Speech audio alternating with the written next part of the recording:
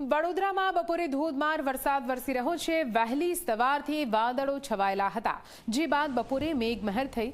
શહેરના અનેક વિસ્તારોમાં વરસાદ આવતા વાહન ચાલકોને પારાવાર મુશ્કેલી સહન કરવાનો વારો આવ્યો છે। દ્રશ્યોમાં પણ આપ જોઈ શકો છો કેવી રીતે વરસાદ આવતાની સાથે લોકોની મુશ્કેલી થોડી વધી છે। જો કે વરસાદ આવવાની ખુશી અને વરસાદને માણવાની ખુશી વધારે હોવાથી લોકો આ મુશ્કેલી વેઠવા માટે પણ તૈયાર છે।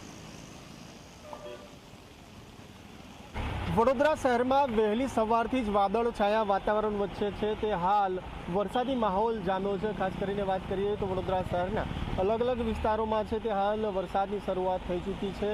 હાલ આપણે સ્ટેશન વિસ્તારમાં ઉપસ્થિત છે ને સ્ટેશન વિસ્તારની અંદર ધોધમાર વરસાદ વરસી રહ્યો છે।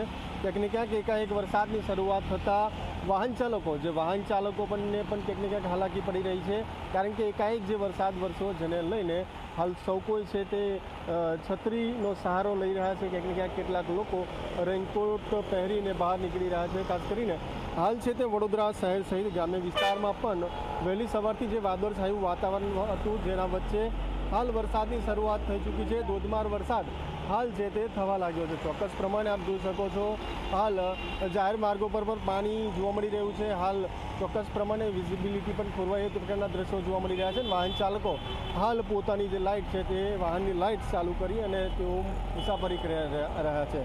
ચોક્કસથી જે રીતે હાલ તમામ પ્રકારે દ્રશ્યો જોઈ શકાય છે કે હાલ છે તે વડોદરા શહેરમાં ચોક્કસ પ્રમાણે જે વરસાદની શરૂઆત થઈ ચૂકી છે।